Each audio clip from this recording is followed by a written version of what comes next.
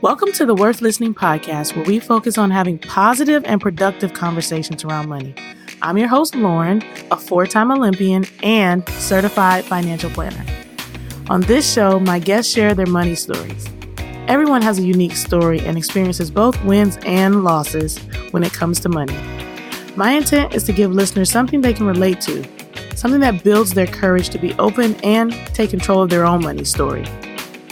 When I'm not creating a great show for my listeners, I'm running my company, Worth Winning, where I help individuals and families organize their finances. Check us out at worth-winning.com. All right, now on with the show. Welcome to solo episode number 2, where I am sharing my money memoir with you. Today, we are talking about... Yes, you know it. We're talking about working and earning. I don't think they're always one and the same. You can definitely earn without working. But can you work without earning? I'd be inclined to say yes. So as I continue with my money story, I'm going to tell you about some of the work that I did. I had probably every side hustle known to man before I could work, and definitely always kept up as many things as I could to try and figure out how to earn, even when I was legally able to work. One of the first things that I remembered when thinking about what the jobs were that I did as a kid was racing through my neighborhood and earning money to doing so. So I started running around the neighborhood. Then I realized I was fast. Then I realized I was faster than girls that were my age. Then I started racing boys. And then I was beating most of the boys that were my age. And then I found I could beat boys that were older than me. One of my friend's brothers saw this as an opportunity. Started taking me around the neighborhood and saying, I bet you can't beat this little girl. He'd get everybody all hype. And then I'd race and beat a guy that was older than me, and everybody be all excited. And I'm not gonna lie, 1 or 2 times went by and I let him make money off of me before I realized, wait 1 second here. This is an opportunity for me to make money. And, oh, by the way, why do I need this middleman? I can do this myself. So that was one of the things I did. I also sold candy on my way to school. So you stop by school. We had like a penny candy store on the way to school. I'd stop by there and pick up all sorts of different candy, get to school, and everybody knew where to find a candy girl. And I'd take the candy and I'd sell it for double what I bought it for. And people were like, but it's only 25 cents at the store. And I'm like, yeah, but you didn't go to the store. This is the markup. Like, you could have went to the store this morning and bought your own penny candy, or you could buy this candy right now because you want some of mine. And right there, 50%, 100% markup, I guess. And a new hustle was born. And that was when I was a little bit older. One of the other things I did when I was younger was bet on my own grades. So my mom had a bunch of friends that were very fancy corporate professionals, and they'd stop by and, ask how you're doing, how's school going, make sure you get good grades. And I'd make sure to just kind of reel them on in. And yeah, been working pretty hard. Not sure how my grade's going to turn out this time. Trying to get, and he's like, well, what can I do to help? And I'm like, let's place a wager on it. If I got something to work toward, maybe that could make me more motivated. And while this worked quite a few times, the one that stands out to me the most as having gotten got by me, if I do say so myself, was this gentleman, Rick Brode. And now that I'm looking back on, I'm a little bit older, I very seriously doubt that I quote unquote got Rick Brode. He probably was just investing in a little girl that he realized was very eager and motivated to work hard, and not just work hard, but to earn for her work. And so with Rick, the wager was I got $10 if I got an A, $5 if I got a B, nothing if I got a C, and I had to give $5 if I got a D, and then I had to give $10 if I got an F. Easily accepted this offer, knowing I was a great student and that everything was going to go perfect. Got straight A's, got a smooth $100 from Rick Brode. And this is back probably 2nd or 3rd grade when you had like 10 classes. There was like music class and art class and all these different things. So got $100 from Rick Brode and felt like I was winning that life.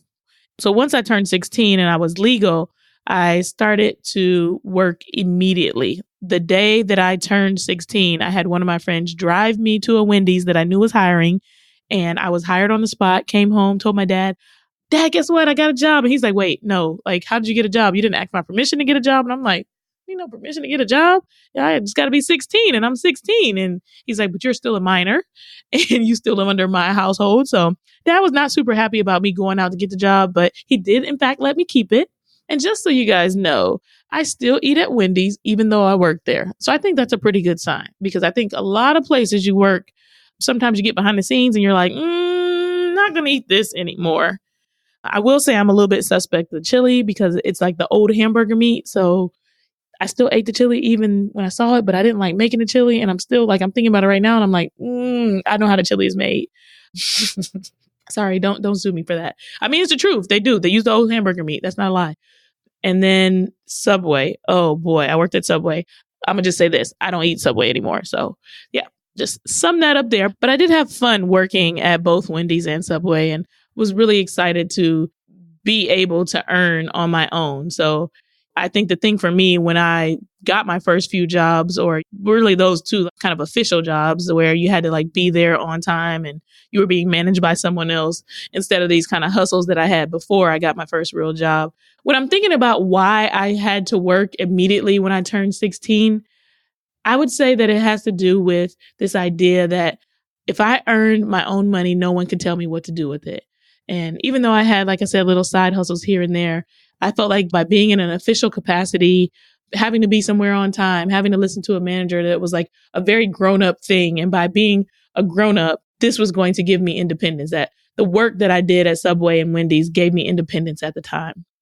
So as I think about my work ethic today, I know that it was somehow related to all the crazy stuff that I did when I was a kid during my childhood, teenage years, etc.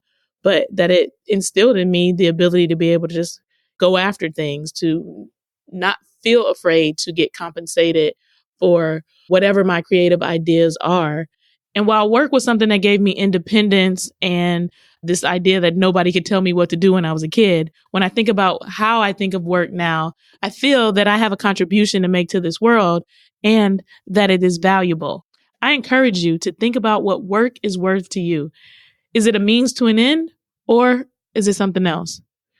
No matter what kind of work you do or the amount that you make, everyone's contribution is valuable. A lot of people started in the service industry.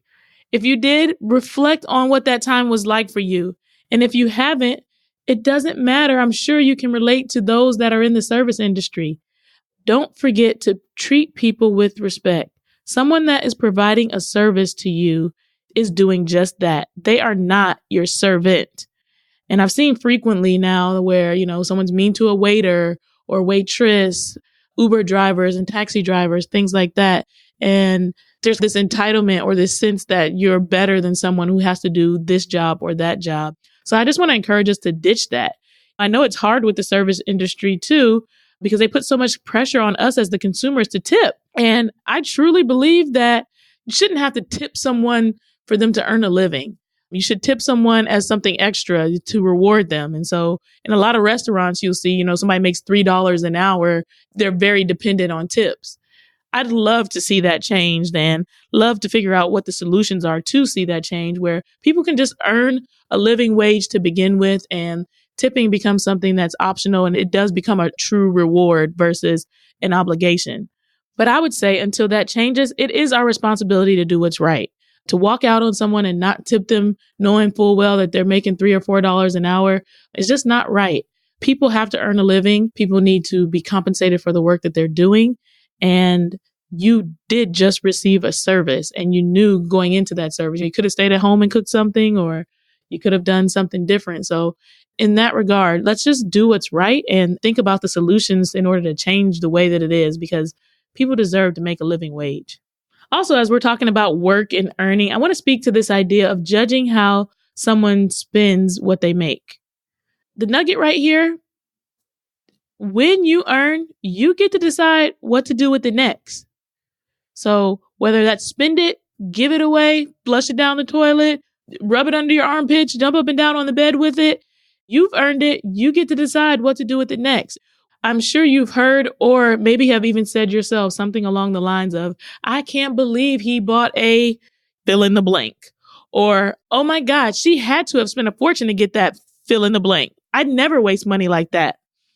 I've definitely been guilty of it a time or two myself, but this is us telling someone else or wanting to tell someone else how to spend their earnings. And when you work for what you earn, you get to decide how to best spend your earn. Why not change our mindset around this? Why not come from a place of abundance? So instead of judging how someone else spends their millions, let's go make our own. It's theirs to do with what they see fit.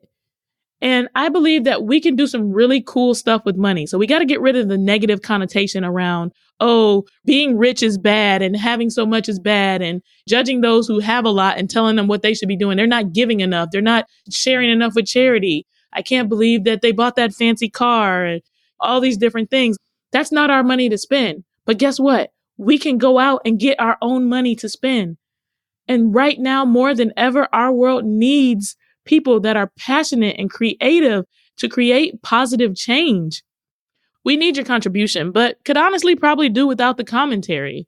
We've all got something to contribute, and our contributions are valuable. Don't be afraid to charge what you feel you are worth and to contribute. Let's be the change we want to see. Ultimately, you use the money you earn to live a life you want. It's your life, no one else's. Thanks for tuning in today. I hope you found this episode worth listening to. As always, if you have questions or suggestions for guests, or would like to share your own money memoir, don't hesitate to reach out to us at podcast@worth-listening.com. Enjoy the rest of your day.